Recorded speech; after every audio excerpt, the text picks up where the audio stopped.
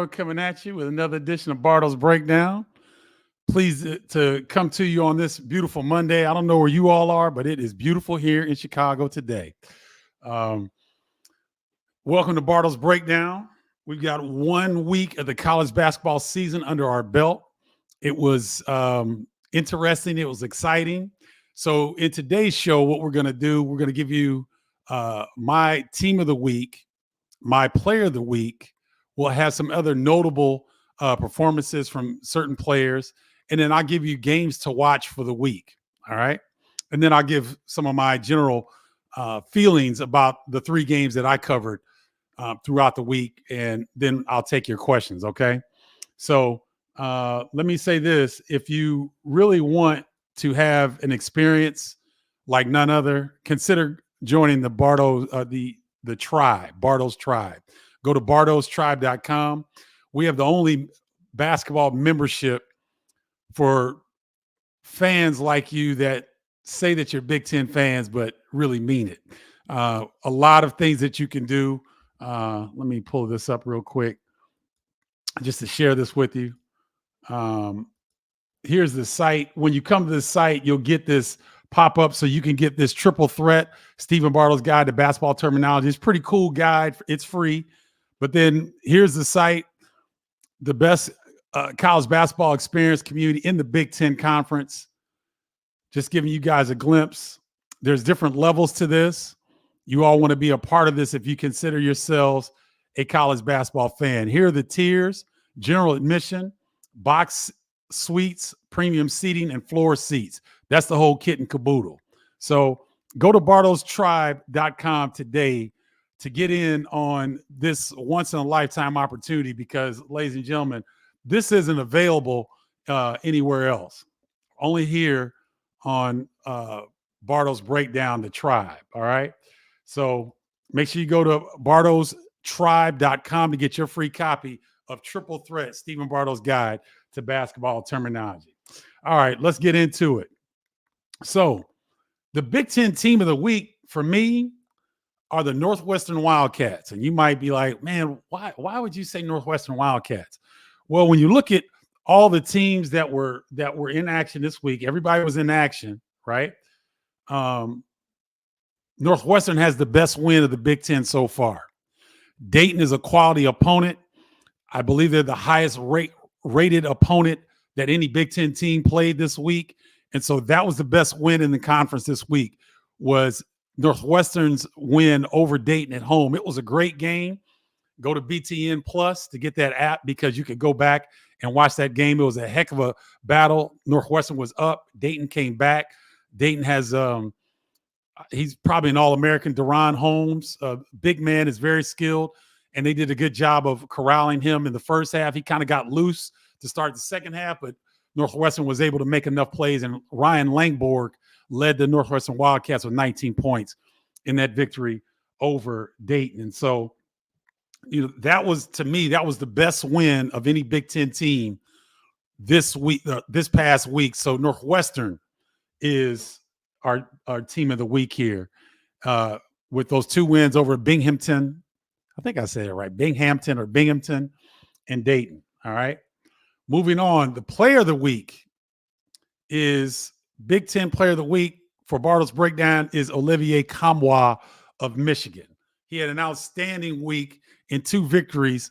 One was over UNC Asheville, and the other one was over Youngstown State. You see his numbers right there. He averaged 21 points a game, 8.5 rebounds a game. He was stellar in terms of attacking offensively. I like the way that Michigan is kind of moving him around a little bit, letting him shoot the 3. They got him in the short post. They've got him in the short corner. They cleared out a side for him. You see him crash the glass right there with a great tap back. This is a strong young man, a veteran. He started his career at Tennessee, had really good success in the SEC, but he's going to be one of those forwards that's going to stick out in the Big Ten because he's got elite level athleticism, which you're seeing right there. Nice pass from Dougie Fresh, Doug McDaniel, and Olivier Nkamhoua knows what to do with the rock when he gets it in scoring position. And he's going to have to be one of the mainstays for the Michigan Wolverines if they're going to really do better than people expect. There weren't a lot of high expectations for Michigan because there are just so many unknowns. But Olivier Nkamhoua is one of those players that can make Coach Howard and his staff feel like they've got a secure blanket because this young man can really, really play. All right. Some other notable performances over the week and some really good ones, kind of surprising. All right. You got Kanye Clary with Penn State. And Ryan, let me run through these, and then I'll have you bring up the video after I run through them real quick. Kanye Clary at Penn State averaged 21 points a game. He was 15 of 25 from the field with Penn State wins over Delaware State and Lehigh. Then you've got Peyton Sanford at Iowa, was 19 and 10 and a half rebounds a game. He had 12 rebounds in their win against Alabama State. He was outstanding. You know he can shoot the ball, but when he rebounds like that, man, that's superb for Iowa, having a wing that can get you that kind of production on the glass. Other notable were Dawson Garcia of Minnesota. We know this guy can score. He's always been an elite scorer at his time in Marquette, at his time in North Carolina. Now in his second season with the Minnesota Gophers, he seems more calm. He seems more relaxed. And Ben Johnson knows exactly where to utilize him the best. He averaged 22 points in their wins over Texas San Antonio and Bethune-Cookman. And then Bruce Thornton of Ohio State averaged 20 and a half points per game in their win over Oakland, but they lost to Texas A&M. Ladies and gentlemen, the SEC is for real. Tennessee is rough. I'm going to talk about them later. Texas A&M has a guy, Wade is his name, and he's a preseason player of the year. Hold on. I'm going to get this because I'm not going to get this wrong because these dudes are too freaking talented. So Texas A&M has the SEC Player of the Year and Wade Taylor, the fourth. He's a beast now. Averaged 16 a game last year. But Tyrese Radford, his backcourt mate, whew, man, I'm telling you, watch Texas A&M. That's a dark horse for the Final Four. That team is deep. They're physical, and they've got two guards that can go get it. Radford and Wade. Did I say it right? Wade Taylor. Taylor and Radford are probably the best backcourt in the country. If y'all let me know if you've seen a better backcourt than those two. Ohio State played them tough, but those guys are something else. But Bruce Thornton was outstanding in those two games, a win against Oakland and a loss to Texas A&M. And the other notable thing that I really wanted to point out, Isaiah Enan, I think I misspelled his name, Isaiah Enan of Minnesota. This young man was 7 of 7 from the field, 5 of 5 from the three. He did not miss a shot en route to 20 points versus Texas San Antonio. And so you're probably like, why are you talking about Isaiah Enan of Minnesota? He's been hurt for the better part of the last two seasons. And to see this young man get back on the floor with the confidence that he displayed, with the ability for him to score, this is what college basketball is about. Young people overcoming adversity, coming back, fighting their fears, getting confident, and displaying it on the floor. I was overjoyed to see that Isaiah Enan scored 20 points and did not miss a shot for the Minnesota Gophers. That's big time. So, Ryan, you want to bring these guys up for me? And we'll go through them a little bit more in depth. You want to bring up Olivier okay. You want to bring up Olivier Nkamhoua? Or you got Kanye Clary there? All right, we can go with that. Kanye Clary, as you'll see, the lefty here from Penn State. So the guy that was supposed to be the man for Penn State is Ace Baldwin, and he'll end up being that way. But Kanye Clary has had a revelation here under Mike Rhodes. He was not doing this last season. He was not shooting the three. He would get downhill, but he was really reluctant to shoot. And as I showed you, he was 15 to 25 in those two games where Penn State was able to do damage. Okay, we can look at let's look at Dawson Garcia now. Big Ten fans remember this young man. He's an uber skilled forward at 6'10". Loves to spot up. He's a lefty, so he's got a natural advantage. Nice getting off the bounce. So you see how the defenders have to crowd him at the three-point line, and he's usually got a bigger defender who is not as quick and doesn't have the foot speed that Dawson has. And so he's a very difficult matchup. Sometimes you wonder whether his motor is going as hard as it needs to, but I think that he's got a sense of urgency because he understands that he's got to make way here in college basketball if he wants to play at the next level. I think he will. I'm not sure if it'll be the NBA level, but that young man should be able to make a lot of money. Let's take a look at Peyton Sanford of Iowa and what he's able to do. Watch this pick and pop action right here with DeSante Bowen. Alabama State may not have really read the scouting report because you don't come off of Peyton Sanford. You do not help off of him. That's the one player that you stay at home, and if he gets any daylight, you see the end result.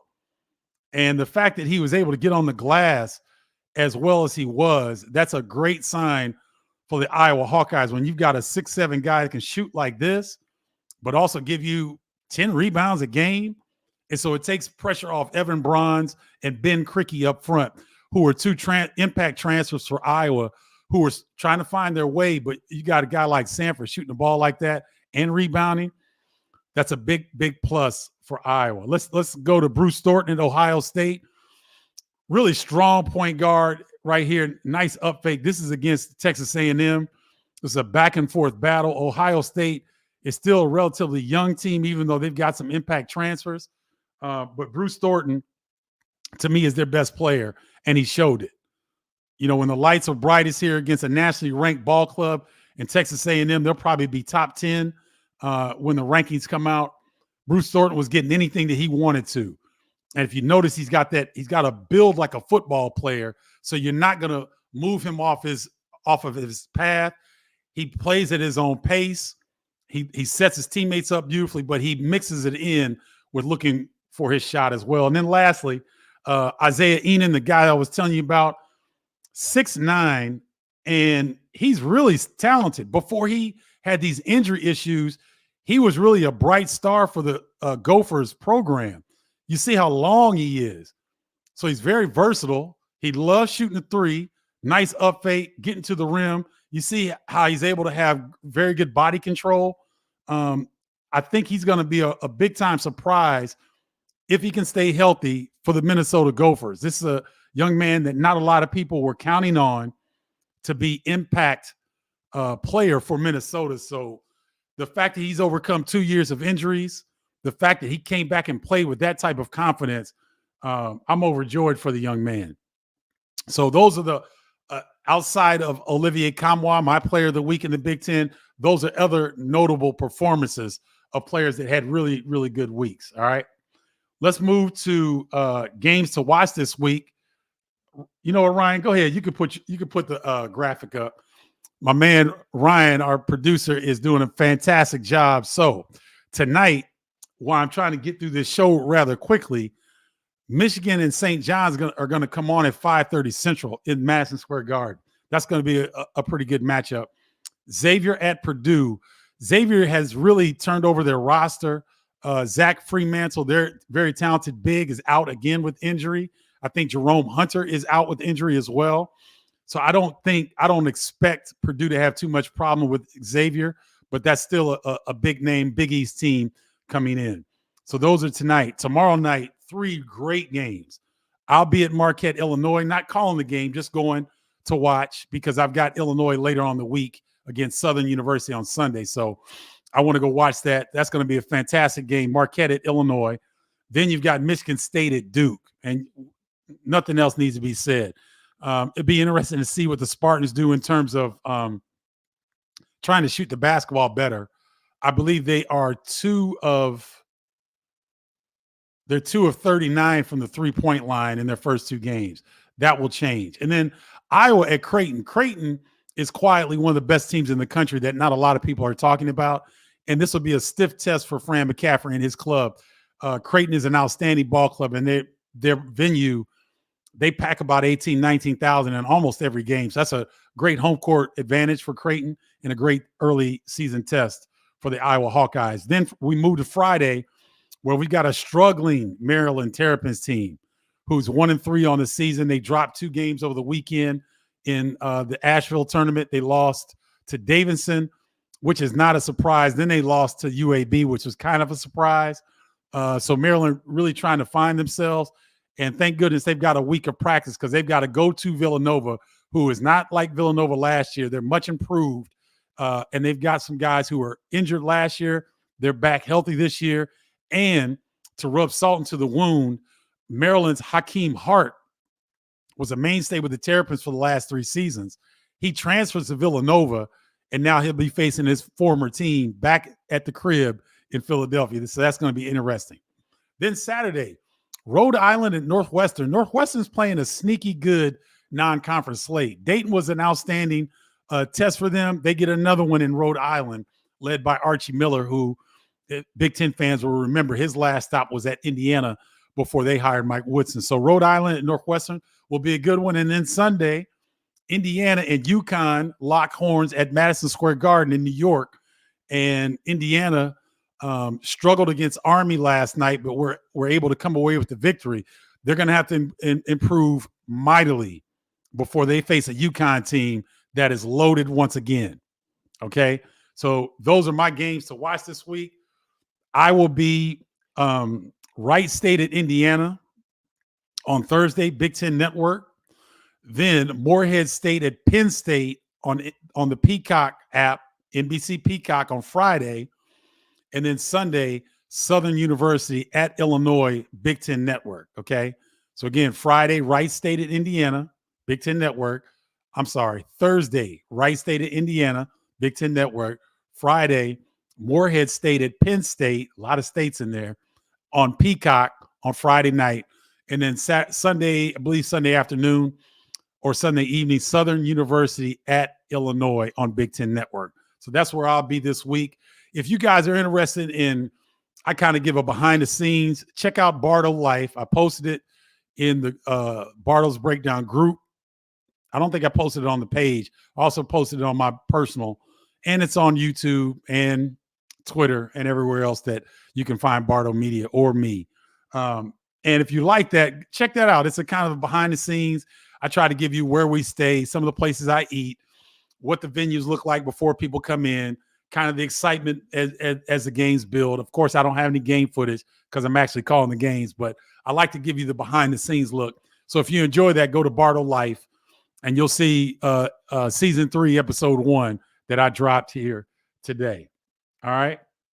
So that'll do it for my portion of it. I want to get to your questions because we got some nice, looks like we got some nice questions here. Linnea Chanel Jones. What's up, Linnea? I want you to pick between Duke and Michigan State.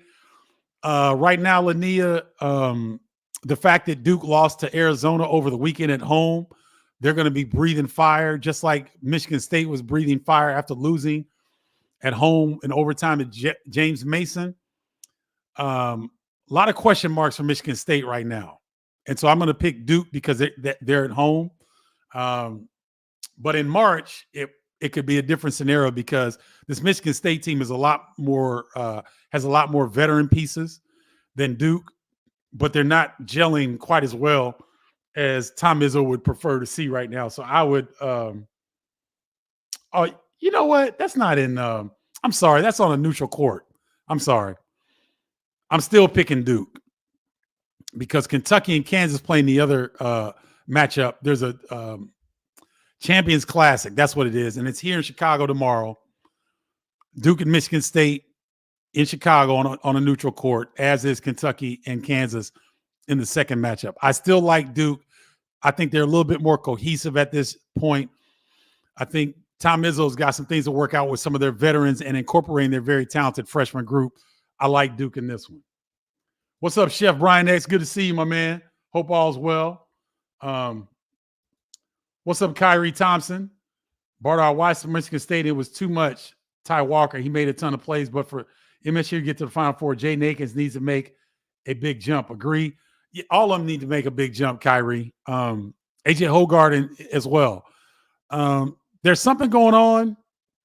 They're not clicking. They're not all, they don't look like they're all on the same page now. It's the first week, and Tom Izzo does wonders throughout the season. But Akins Akins is his own worst critic, Kyrie, if you know what I mean. He gets down on himself. You can see it. I saw the wheels turning against James Madison. He missed a shot. I think he missed an assignment. He went to the bench. He came back on the floor. He was not the same. So I don't know what needs to take place, but Tom Izzo will figure it out.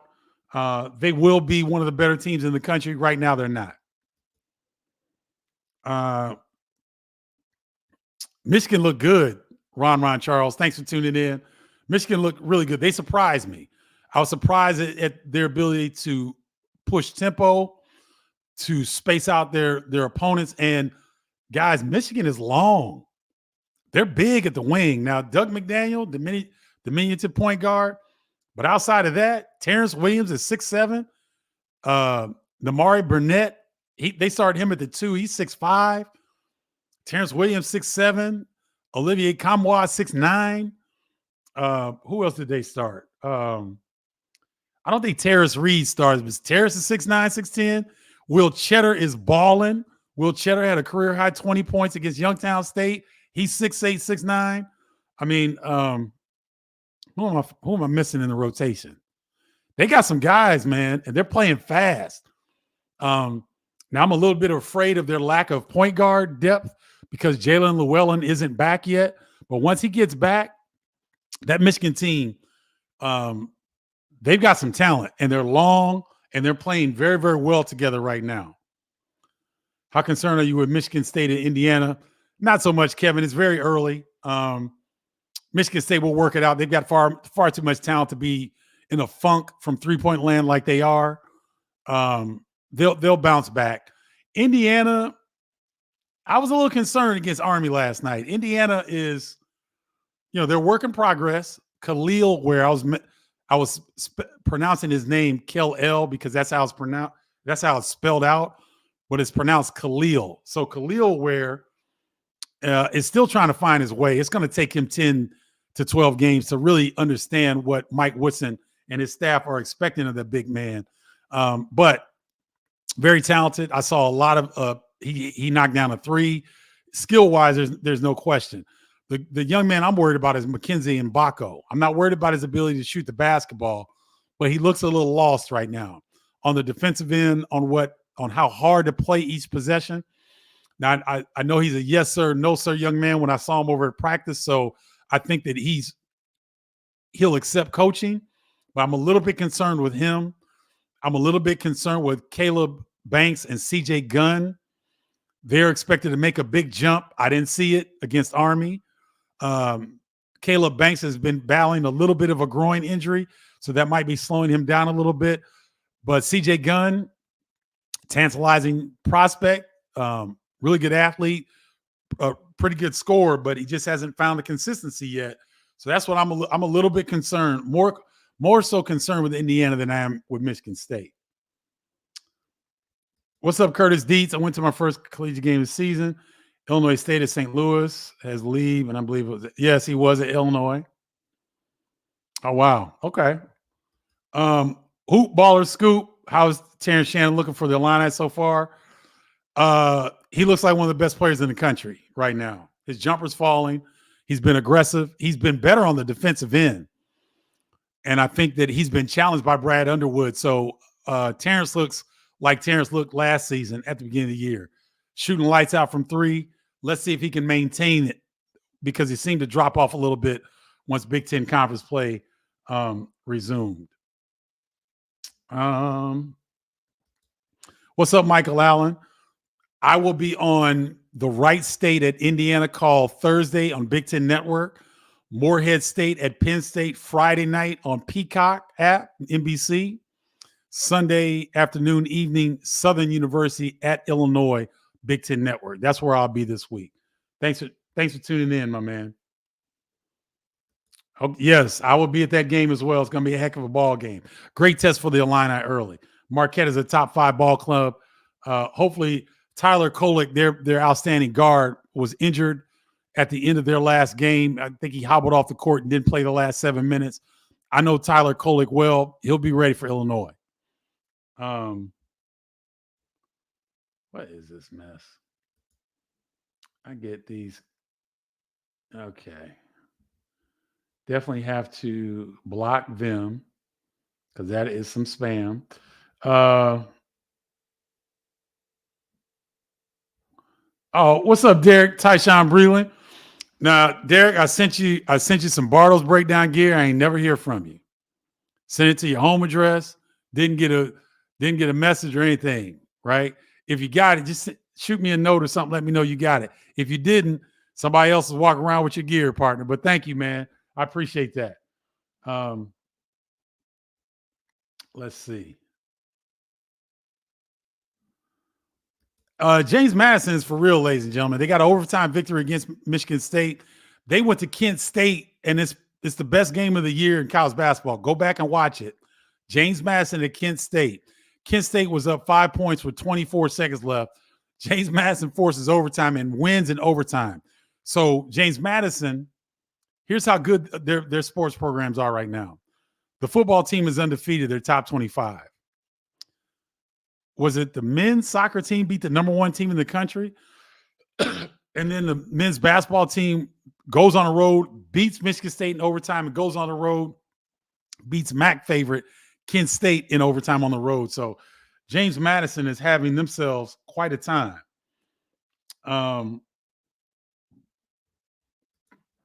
What's up, TM? Excuse me. Who do you think wins the Illini Marquette game tomorrow night? I like Marquette in this one. Now, if this game was in February, I think I'd like the Illini. The reason why I like Marquette in this one is because the Illini's ability to handle the basketball and handle pressure will be put to the test tomorrow. Shaka Smart doesn't play the type of basketball that he used to play at VCU when it was 40 minutes of hell and they would just get all in your behind and press, and they still run and jump. They press some, but they don't go all out and crazy.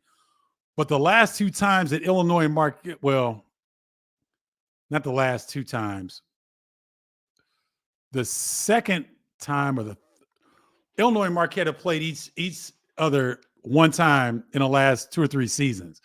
When Andre Curbelo was playing for the Illini, they forced him into 8 or 9 turnovers by himself. So Marquette can turn you over. And the fact that Illinois is a work in progress at that point guard position, they're going to get tested tomorrow. And I think Marquette does what they're doing better and for longer because they got pretty much everybody back except for what's that young man that was he was outstanding. And he's in the pros right now. He's a wing. Not also Iguodaro. Iguodaro's there. Cam Jones is there. Tyler Kolek. Omax Prosper is gone to the NBA, but they've got some dudes on that team. And Marquette does what Marquette does better right now than what Illinois will be doing later on in the season. So if it was later on in the season, I'd like Illinois' chances. Right now, I like Marquette's chances based on the fact that they got a veteran ball club and they're going to turn up the heat on the Illini. Derek Thompson, but you do a lot of women's games. Not talking women right now. What's up, Destined Greatness? How are you? Bill, it's early. We're in November. Teams, we got fooled with that exhibition, those exhibition games. These teams are not playing maybe like they were in that exhibition series of games that we saw because there was nothing on the line. They're playing for pride, obviously, and trying to get better, but there's nothing on the line. So guys played a little bit freer. Right now, guys are still trying to get in shape. They're trying to get in mid-season form. So a lot of times when you're in the, games 1 through 6 or 7, you're not in tip-top shape yet. You think you are, but you're not. So there's fatigue that's involved. You're still getting used to it. So it's early. So I'm not worried about it at all. What's up, Thomas Dagley? I think they're ready for him. I just don't think they'll beat him. Marquette's got the best point guard in the country in Tyler Kolek. Also, Iguodaro is one of the toughest matchups in college basketball. So I think Illinois will be ready. I don't think they've been playing long enough to beat a top 5 team like this, right? We'll see. A. Pierre Paul said, I haven't seen my man in a while. Wait a minute. There we go. What's up, Pierre Paul said, Senior? Good to see you. Continue to reflect the three happy NBA or go the whole and get to the line will be a winning form in college basketball. I think the college game, Pierre, the 3-point shot is still a big part of the attack for a lot of teams, but it's not the end all to be all like it is in the NBA. That's why you see these big centers still roaming around in college basketball, because there's still to me a lot more balance in the game than what the NBA game presents right now. Yes, we see a lot of 5 out, none in the post, so the post area is free. A lot of teams play like that right now, even in college, but they still like to run bigs into the post. So I think that you still see a lot more balance in the college men's game. Well, in college women's game as well. You still see a lot more balance in the college game than you do at the pro level. The WNBA still has more balance than the NBA game, in my opinion. I think the college game, you'll still see the winning formula with guys wanting to get to the rim, post ups, trying to get to the free throw line, getting high percentage shots, and not step back contested threes all game. At least that's my hope. Good to see you, Pierre. Thanks for tuning in. Tom Izzo is 3-13 versus Duke over the years. Has had a hard time beating Duke. Everybody's had a hard time beating Duke. Is he getting out coached in those matchups? Had great teams. So what is it to you? If you go back and look at all the great coaches and their record against Duke, there's probably only 1 or 2 of them that have a above 500 record. Duke is Duke for a reason. Tom Izzo is not the only Hall of Fame coach that struggles against Duke, because John Shire is doing a fabulous job, but you had Mike Krzyzewski, the winningest coach in college basketball history, right? Just left. And so those numbers are reflective of him going up against Mike Krzyzewski. Let's give John Shire a few years to see how his record will hold up. I don't expect it to be like Mike Krzyzewski's at the top, but John Shire is doing a heck of a job on the recruiting trail. He's getting great talent at Duke. So they're going to be blue blood for the foreseeable future. And if you go back and you look, like I said, maybe Leonard Hamilton may have a 500 record against Duke. Maybe Jim Larranaga. These are Hall of Fame coaches, Scoop Hoop. So it's not just Tom Izzo. It's most people have a tough time going up against Duke. Derek, you bring this up every time. No, it wouldn't shock me, because you got to have a lot of luck. You got to have some dudes. You got to have a lot of luck to get through a tournament without injury. And you got to have the luck of a draw. The seeding process is so critical for teams and their route to a possible NCAA championship. A lot has to fall in place. It's a whole lot of basketball left to be played. So we'll see what happens. But I'm glad we kind of got through this quickly, that I got through your questions quickly, because I want you guys to go and watch this. Well, I really want to go watch this Michigan St. John's game live as well. So I don't see any more questions. If you guys have any, put them up really quickly, because if not, I'm going to wrap it up.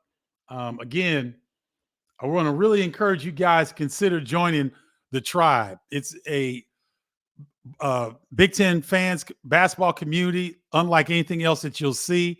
We do some great things inside the Tribe.